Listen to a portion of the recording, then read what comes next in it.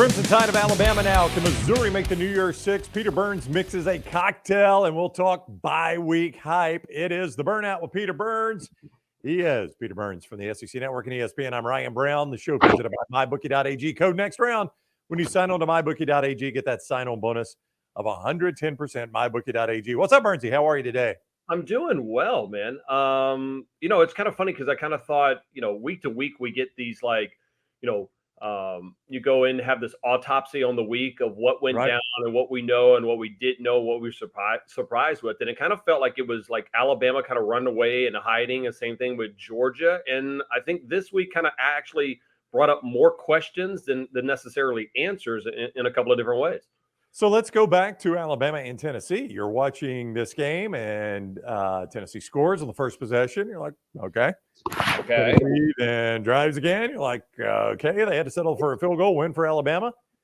Tennessee drives again, and you're like, okay. They settle for a field goal. You're like, maybe that's a win for Alabama. But, boy, if they keep driving, they're eventually going to hit the end zone. And then Alabama's defense really clamped down, especially in the second half. Let's start on that side of the ball with Alabama's defense. What Kevin Steele has done with this Alabama defense, pretty remarkable. They have not had many off quarters, off halves, or off days. Yeah, I mean, going back to who's calling the offense or who's calling the defense. Yeah. Kind of a fun storyline for about 8 minutes there. But yeah, I mean, they have done a good job. I don't think that this is the most talented Alabama roster that we've seen in years past. However, they're doing enough. And I'm glad you brought up the scores right early in that game. That's the most important thing. And we talked about it on our show this morning, is the fact of red zone defense, right? Like you score a touchdown, Squirrel White catches that pass, it's indefensible, right? That's just a great catch. It's a great pass. All of it, you just, say, tip your hat to them. But in the other times that you hold them to a field goal, that's monstrous because you killed the momentum, and all of a sudden your team's like, okay, all right, fans are into it. You're like, just breathe a little bit. We're okay. And this happens, right? When you face Alabama, you're going to get the Super Bowl of your schedule, right? That's right. Yep. You want to go out afterwards. And we saw it with Ole Miss last year, where they should have been up early and they kicked field goals. We saw it with A&M this year, where they probably should have been up 2-3 scores early but kicked field goals late. And we saw it in this game. It's like survive, advance, get on the ropes, protect yourself, and don't get knocked out. And that's what happened. I mean, it's not a rope-a-dope strategy, Brownie, but it is simply like, let's get by the first 15 minutes of the game, and then now let's play ball. Yeah, and we'll get back to Alabama in 1 second. I would just say, if you're on the Tennessee side of this, you just know, and I don't think Heupel made the wrong call going for the field goals. Maybe the play calls were a little too conservative in the red zone. You can argue that if you want. But you just know, if I'm going on the road in the conference, settling for red zone field goals against quality opponents is going to get me beat. Yeah, and that's part of the mentality of playing Alabama and what they built and what the fan base. I thought the fan base was great over on Saturday. Like, I never think of Bryant Denny being like the greatest home field advantage, but I thought it was an absolute difference maker in that game. But I think that's what it is. It's like, I know from a fan's perspective, because I've been there on the LSU side of it, is that like anytime you felt like you got into scoring position for against Alabama, you're like, dude, you need to put 7. Because if you don't put 7 up, they're going to come back and they're going to wax your ass. And sure enough, that's what happened. And I thought the most important part of that was after the game, Nick Saban is talking to the media about what his message was at halftime. It wasn't any kind of adjustments. It's just Nick Saban going, you got to make a choice. All right. Are you going to do your job? What choices do you want to make? And I'm like, oh man, that's more scary than a pissed off Saban. Yeah. You don't want to disappoint Nick Saban. And in essence, him saying you have a choice, I mean, that fired me up, and I'm not even an Alabama fan. So let's talk about, we talked about the defense. Let's talk about the offense. In the second half, Alabama's offense came to life. And it's remarkable how often this happens. Alabama will get mired in the mud offensively. They just can't move. They can't score. They might even turn it over. And then out of the blue, busted coverage guy out the practice early, and Milroe does not miss those passes very often. He is a good deep ball passer, and that's exactly what happened. And it didn't give Alabama the lead, but it completely flipped that game. From that point on, Alabama's playing downhill and Tennessee's pushing the ball uphill. Yeah, and you're just waiting for that moment to happen. I mean, listen, Joe Mixon had a great first half. You couldn't have drawn up the plays much better. And I think that's one of the things that Heupel is really good at. He gets off to a quick start. I mean, his script, whatever it is, I mean, like, he should put on clinics and sell it on pay-per-view, or consulting to every other single team in college football about how do you script the first, 20, 30 plays of offense, because they're always on fire. The question is, what happens when you're going to get into the trench warfare? And, that doesn't happen unless Jalen Milroe doesn't get up from a couple of hits. Here's the Jalen Milroe experience now. He's going to get sacked. Right. He's going to turn the ball over at least once, and he's going to make 3 or 4 plays. You're like, how in the hell did that happen? That's what it is.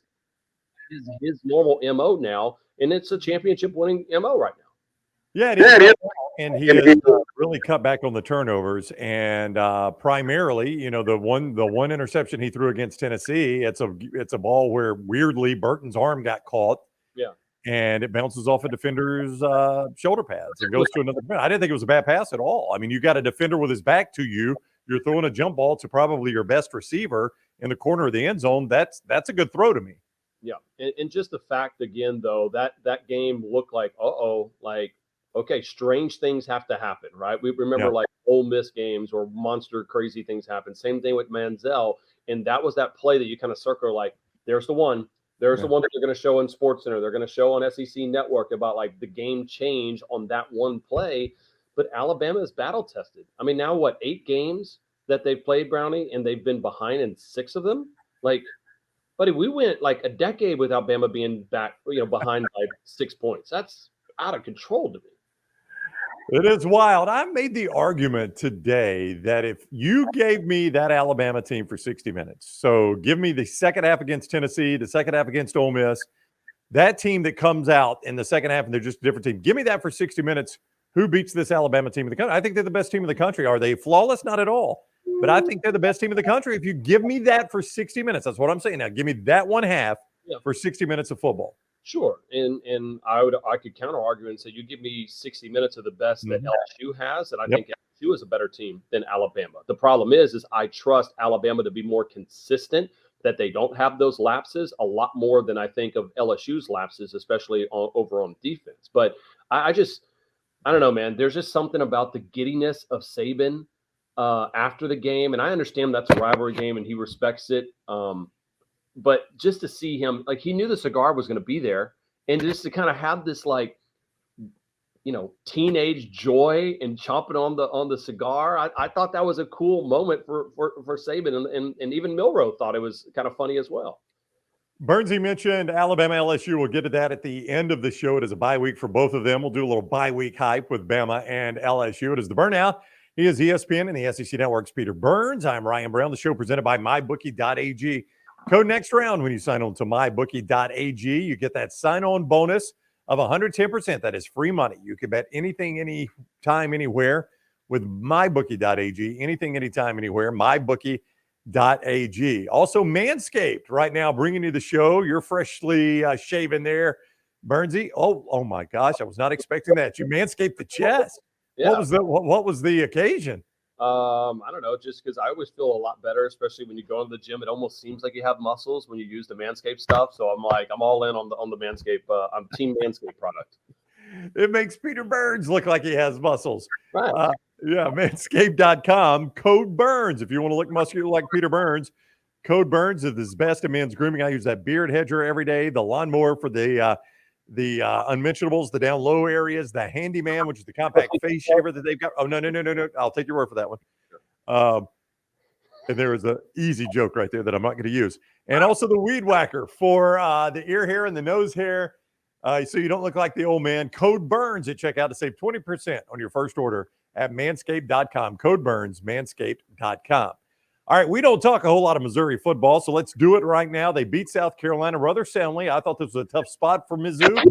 They beat South Carolina. They get Georgia next. Their schedule is not easy down the stretch, but believe it or not, Eli Drinkwitz has his team in position, Burnsy, where they could be in a New Year's Six bowl this year, which is pretty incredible to me. I did not see this coming out of Missouri. They could be in Atlanta. We're this deep into the season, right? I mean, now there's a little part of this that kind of feels how, some of these Kentucky teams that came in either undefeated or one loss are really good. You're like, oh, I don't know about Kentucky. Can Kentucky be this team? And so every single time that's happened, Georgia was like just swatting them away. Like, get out of here. You're not ready for prime time yet. This Missouri team is really fun to watch, right? I mean, I know there's a lot of people that still don't feel like, for whatever reason, Missouri is the truest of SEC schools. It's a little bit of a different place. It's in Missouri, right, off the beaten path, but they're playing really good football. Brady Cook's solid. They're playing complimentary ball right now. The defense is good. Cody Schrader, the 2 touchdowns, 157 yards. I mean, this guy was basically a kind of a walk-on type guy, and he's become a difference maker. But the most important part of it, Brownie, was Drink.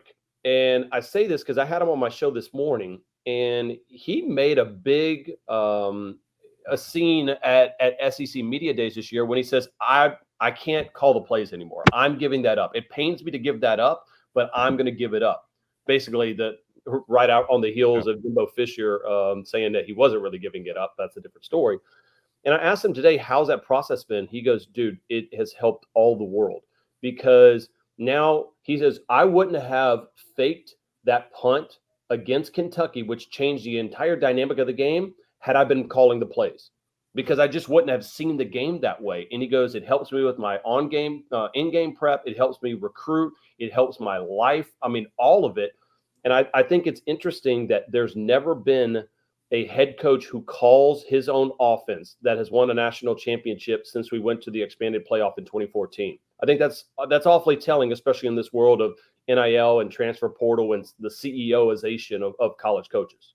Yeah, I've never been a big fan of coaches on the college level. NFL is a little bit different, but on the college level, coaches calling their own plays. There's so much that goes into being a college head coach. And when you're focusing, like I can remember back when Mike Gundy was calling his own plays, famously, when his defense was on the field, would go sit with his back to the field talking to his offensive players. And I'm like, half the game's going on with your back to the field. How are you a head football coach in that situation? Well, it worked. It worked. They had good records, but I don't feel like you're a head coach in that situation. I think Billy Napier is going to look at that as well too. I think in a weird way, had they not gotten injured, I think it might have helped Jimbo Fisher. I mean, the offense looks better with Bobby Petrino, and you can focus on different things. Like, just the role of a head coach any longer is a CEO as opposed to a play caller. I remember talking to Brent Venables when he was a defensive coordinator under Dabo at Clemson. I said, well, why haven't you taken a head coaching job? He goes, bro, when you become a head coach,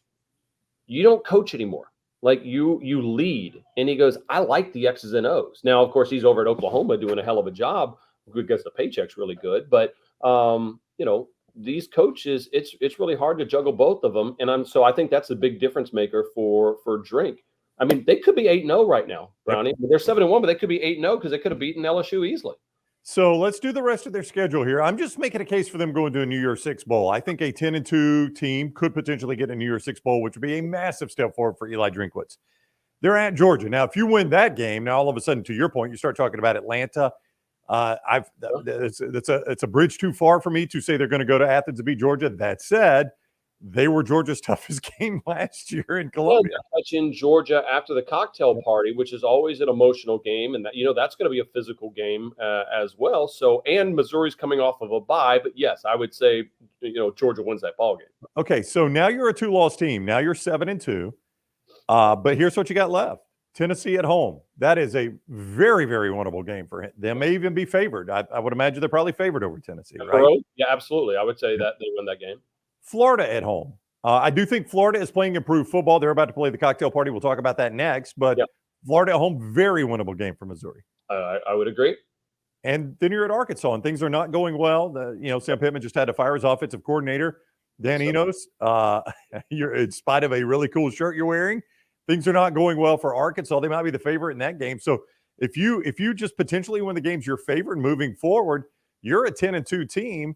And you could be in a New Year's Six Bowl, which is far. I mean, this is a guy that some people had on the hot seat coming into the season. Yeah, that would be an incredible year. Yeah, I never believed the hot seat talk, because he had just gotten an extension, and I'm like, I just don't. They're not going to do that unless for whatever reason. But the thing is you would get into, at least I think, if you don't get at least 9 wins, you've really kind of squandered a great opportunity at this point. Like on the flip side of it, so I expect them to win 10 games now.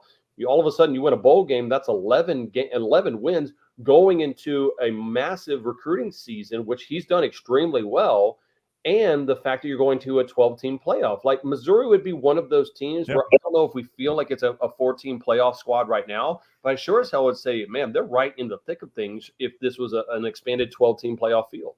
Yeah, I mean, that's kind of wild. I think a 10-2 SEC team would be a playoff team. I think in the future that would be good enough to get in the playoffs. Yeah, teams that will be a college football playoff contending teams and down the road. Say that again. I missed the first part of what you asked. I still think there will be teams that are 9-3 in the SEC when we expand the field that will get a serious look. Yeah, I don't disagree with that. I mean, I'll give you one this year. Like if LSU were to lose to Alabama and then win the rest of their games, be outside chance, but there'd be a chance a 3-loss LSU team could be up there, where their losses being Florida State, Alabama, and why am I blanking on the other loss? Ole Miss. Ole Miss, that's right. Yeah, Ole Miss. I mean, they'd be a dangerous team right now. Yeah. Now your problem would be Ole Miss would probably be in front of them at that. But I could see a scenario. Yeah, I could definitely see a scenario. Yeah. Wild time. Keep remembering that we're going to add Texas and Oklahoma, which are 2 good teams as well too coming into the mix. So I think we're a couple of weeks away from that schedule being released. Yeah, I keep hearing that. So hopefully it will be sometime soon. There are a lot of people that are like, okay, I'm cool with the games. I know who we're playing. I need to start setting dates and getting hotel rooms and patience, my friends, patience. All right, it is the Burnout with Peter Burns of ESPN and the SEC Network. It is presented by MyBookie.ag. Code next round when you sign on at MyBookie.ag. Get that sign-on bonus of 110%. That is absolutely free money. You play right away, win one time. It is yours and yours forever. Not one of those you got to win 5, 6, 7, 8, 9, 10 times. All you got to do is win one time with it. It is yours forever. MyBookie.ag. Code next round for that 110% sign-on bonus. Code next round at MyBookie.ag. Burnsy and I both enjoy the Rowback. Rowback.com. Great apparel. They've got the softest hoodies in the world. The great quarter zips that I love wearing this time of year. The golf shirts. We've got new pants from Rowback. They are phenomenal. Rowback.com, Rowback.com. Code TNR20 at checkout. Save 20%. TNR20 saves you 20% on your initial order at Rowback.com. All right, let's talk about the cocktail party coming up this weekend. Florida and Georgia, an improved Florida team playing a Georgia team, Burnsy, that will play their first full game now, coming off a bye, without Brock Bowers. And this 2:30 CBS game, it's a rivalry game. Yeah. I find it a little more, the point spread's still double digits. Georgia somewhere around 2-touchdown favorite in this. Yeah. But the way Florida played going into the bye week, that comeback against South Carolina, and the fact that Georgia now is going to play a full game without Brock Bowers makes this one a little more interesting to me. Yeah, I don't think there's a doubt in that. I mean, Graham Mertz I think that when we started looking at the rankings, you probably would have had Graham Mertz before the season at like 10th, and maybe that would have been kind, just because a lot of people didn't, respect where he was coming from and didn't think that he was going to fit into this offense. And they've had their issues, of course, when they just kind of slept walk, earlier this year. But, to me, this is a rivalry game. However, when was the last time we saw a monster upset in this one? I don't recall. Like, I've seen that in the Iron Bowl. I've seen that in the Egg Bowl. I've seen that even, LSU and Alabama to a certain extent. But I can't recall the last time that, hey, whoever was at least a 10-point favorite came in and won that game. And I want to flip it to the Georgia side aspect of it is I think there's, ever want Brock Bowers to go down, obviously. Right. But if there was ever a time in some type of silver lining of saying Brock's was going to suffer an injury, when is it going to happen? You probably say it's the game right before your bye week. You get an opportunity to get Delp in, figure out what you're going to run them, these 2 tight end sets, to get McConkey more involved and whatnot. So I think they're actually a little bit healthier. I just have a hard time picking against Georgia. I mean, shocker, way to go out on a limb and say something crazy on here. But I think Florida is a good team. There's going to be a product of a really tough schedule going forward. And I know we just talked about this game. I believe So Georgia's next 5 games, they've got Florida, they've got Missouri, they're at Tennessee, Ole they Miss. play Ole Miss, and then Georgia Tech. They, I think, drop one of those games. I cannot tell you where, but I Yep. think they'll drop one of those games. To me, I keep saying that about Alabama, that they're going to lose a game. know. But I mean, everything I look at Georgia, I look through the prism of what Alabama was when they were severely dominant. It was a Right. fact. Well, I mean, Alabama should lose some of these games. Well, they don't because of the job that Nick did. And so Kirby has learned from that. And there's nothing to me that says Carson Beck can't play football and can't be QB1. I mean, like, I thought he's been fantastic so far. So the Brock Bowers injury hurts. I hope that he comes back and plays. But to me, I don't see them losing that much. I mean, there was a game earlier this year, Brownie, where early in the season, I think they had 16 wide receivers catch a ball. And I'm like, I didn't think they had 16 wide receivers on a damn lineup. Like, they've got some depth there.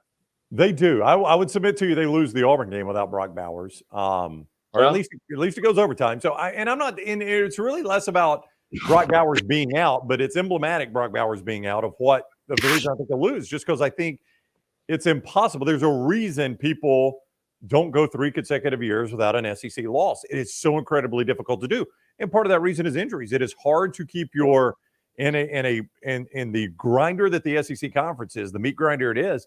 It's hard to keep your key players on the field, 8 regular season games a year. That's just really, really difficult to do. So, yeah. I mean, I know you're like, hey, I'm out on a limb saying I don't see anybody I see Georgia winning this game. I'm not necessarily out on a huge limb just because I'm playing history. History tells you this just does not happen. Yeah, the question is, do you think – I mean, if you had to rank them right now, the Georgia teams, you probably put 2022 as number 1, 2021 as the number 2 team, and then this year as the 3rd best team. I would. I think that's fair right now. So, and again, we look at this saying, oh, it's the 2-time defending champions. It's basically a brand new roster with how much turnover that they have, and when they get in a couple of transfers like Ra and Dominic Lovett as well too. So.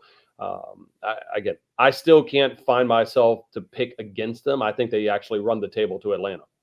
All right, so it is the cocktail party. What is the cocktail of choice for Peter Burns? I don't know why I'm whenever I lived in Denver, I was a big Moscow Mule guy. Okay. And so I'm in for the Moscow Mule.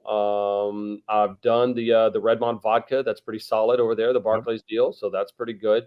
I actually I'm trying to get in healthier shape, so I'm not drinking as many sugary drinks, but give me something with rum that makes me feel like I'm in the Caribbean. Like, I don't care what time of year it is. Like, you give me a good rum drink that has some kind of tropical fruity on it, I'm all in. And an umbrella, bonus points. Yeah, my wife loves those too. I am a big, she does. I'm just being honest with you. She does. Your wife has great Brownie. I like a ranch water, tequila, Topo Chico, and lime. Yeah. Either that or an old fashioned, and you can find those places randomly. There was one in Nashville. I've been to one in Nashville, one to Atlanta, that will bring the plank of wood, like I think it's cedar or something like that. I don't know what wood it is, and they light it on fire and then put the glass over it, and then once it smokes up the glass, they mix the old fashioned in that glass. That fancy shit that they do to charge you like $19 for a cocktail.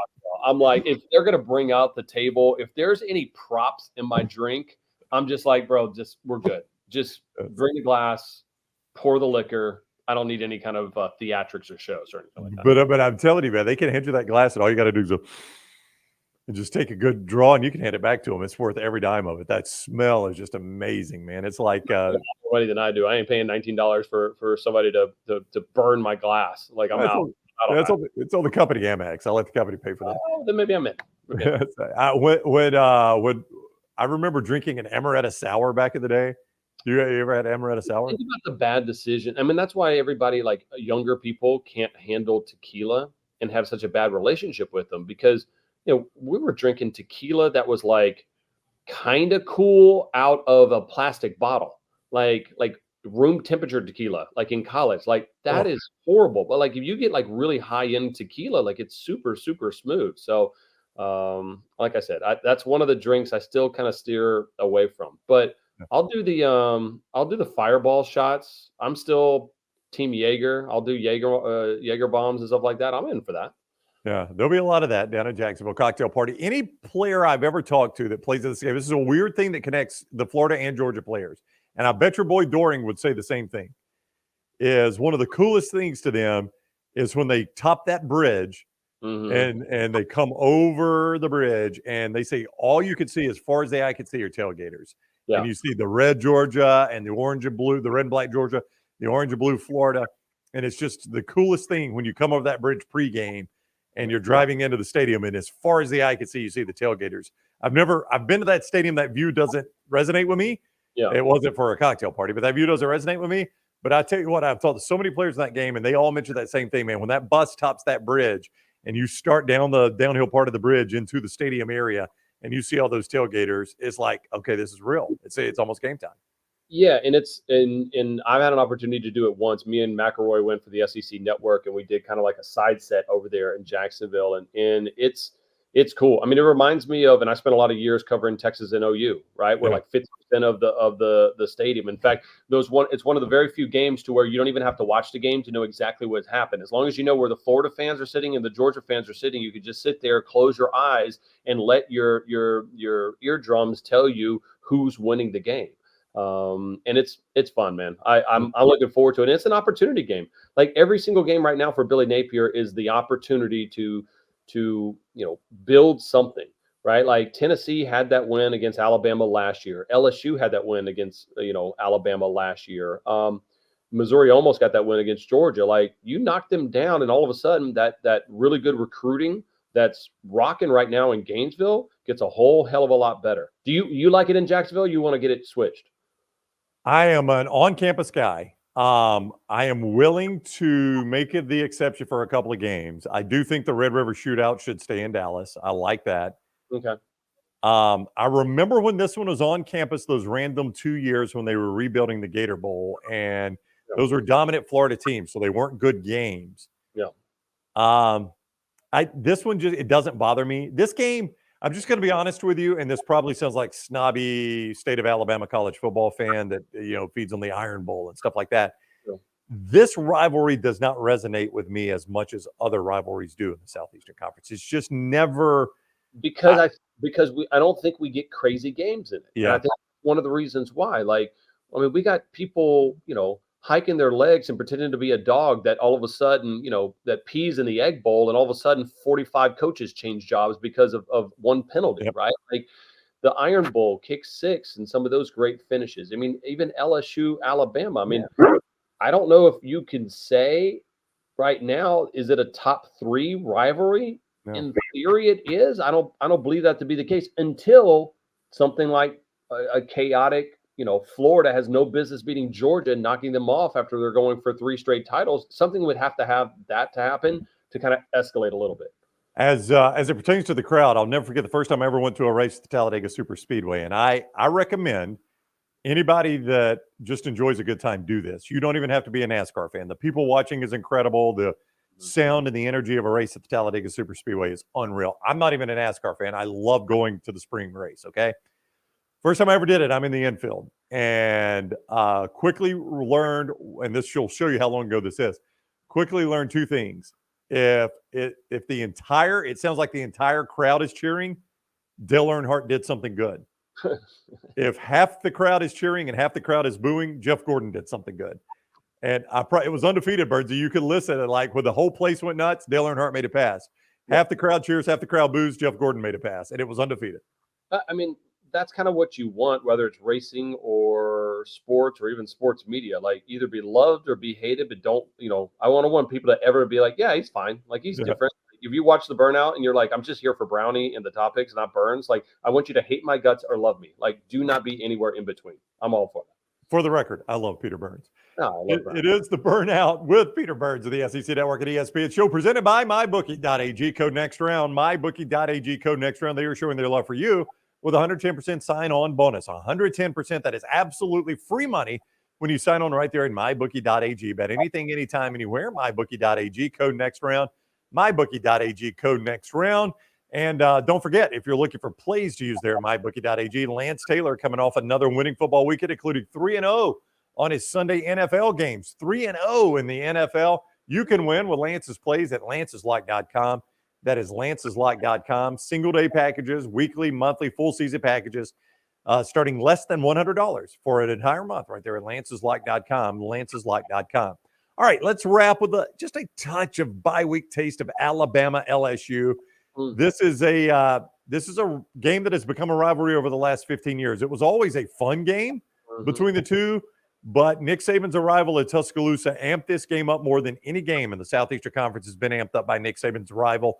The Iron Bowl's always been great, but when you're playing for the West almost every year, there's a reason Alabama LSU feels this way. Yeah, I mean, again, and I have lived it. When I was living in Denver, one of the trips that I made was I had to go to 2011, game of the century, 9-6. I smoked a cigar on the top of Bryant-Denny Stadium with my dad, one of my favorite moments of all time, because it was such a big game. Now they whooped our ass, or LSU's ass in the national championship game. But there's just been something about that. And it was always kind of that measuring stick for LSU. Like, hey, make sure that you're competitive in that game. Make sure that you can win one every once in a while. And we've seen that, and we saw it last year. Listen, I'll take hell for it, but I'm not gonna back down from it. I'm picking LSU to beat Alabama in Tuscaloosa. Not the first time I've been an idiot, but this is the first time in a while that I believe that if you try to get into a track meet with LSU, you need to be built for it like Ole Miss. I don't believe that Alabama is built for that track meet. Now, I think the Alabama defense has gotten a whole hell of a lot better, but I think Jalen Milroe is going to make some mistakes if all of a sudden you expect him to throw it 30 some odd times. And I think LSU actually can stop the run. They're getting a little bit better at that over the last couple of weeks. So, again, I like LSU in that. I actually don't think it's out of the realm of possibility that you have a 2-loss LSU SEC championship. Oh, no, yeah. And if that's the case, holy hell, what a pickle that would be for the conference. If all of a sudden, Georgia is 12-1, but they're not the conference champion, because I think the Pac-12 is going to have at least one undefeated team, or at least a team in contention. The Big 12 might. And if they don't, that means Texas got the better of them. So you have 2 1-loss teams there. I think FSU continues to play well. So buckle up. It's about to get weird here in this conference. We'll do a little homework. Let's rank, since Nick Saban arrived, since 2007, let's rank the top 5 Alabama LSU games next week. You want to do that? I'm all in. Yeah. So that will do homework. My last thing, though, I want to make sure I want to address this, because I did it on my show, and it is about Lane Kiffin. Kiffin had that big win just now, at Auburn. And I don't know if there's been anybody, at least on our network, that has really been more critical of Lane Kiffin over the last couple of years than myself. I think a lot of that was because I thought he was kind of petulant the way he left Alabama during the run when he got the FAU job. But I've always kind of said, man, he bumps his gums a lot for not winning the big game. I think he really wanted to win that Auburn game, Brownie. I think that meant a lot to him, because I think he wanted that job, but Auburn did not necessarily want him, no matter how they play it in the media. But he handled that week leading into Auburn and against Hugh Freeze differently than he did in that game against Alabama and Nick Saban. He didn't troll a lot of people. He didn't kind of mix the waters and try to have all this, oh, he's the greatest coach of all time, and the Auburn fan, blah, blah, blah. He wasn't trying to make bulletin board material. He went out there and coached his team, and they look ready in a hostile environment. So I think Lane Kiffin grew up a whole hell of a lot in that game, and I'm kind of curious to see if he can kind of finish the deal right now in Oxford. Yeah, it will be fast. I mean, they've still got Georgia left on that schedule, and they are a team that is still sitting out there being the biggest LSU fans in the world next week. Assuming they take care of their business against Vanderbilt, they would be the biggest LSU fans in the world. Now, they still got to beat Georgia to make any of that matter. But if they can get LSU to beat Alabama, all of a sudden there is a path for them.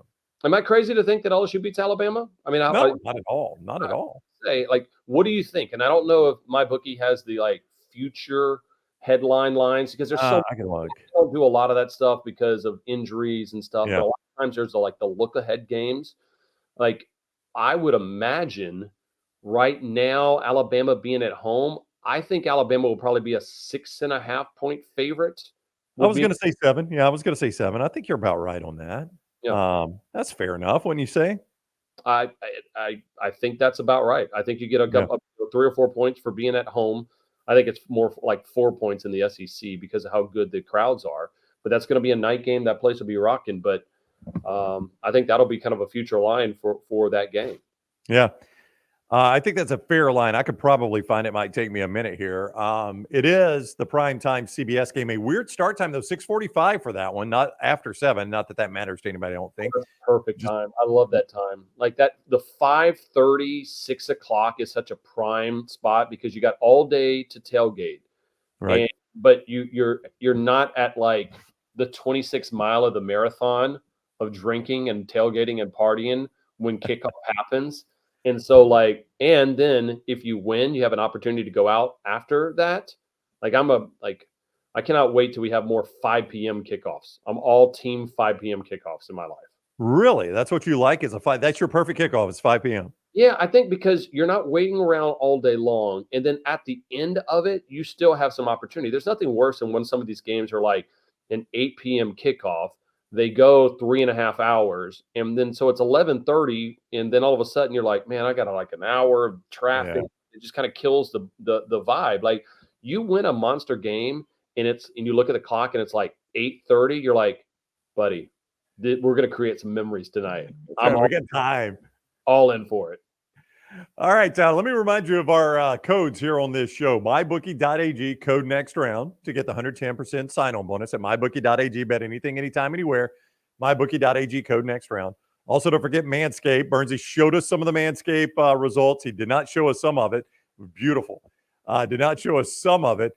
Code BURNS for 20% off your initial order right there at Manscaped.com. Code BURNS, Manscaped.com. Roback.com, code TNR20 for 20% off that. And also Lance'sLike.com. You don't need a code. Just join up, Lance'sLike.com, and get winners today.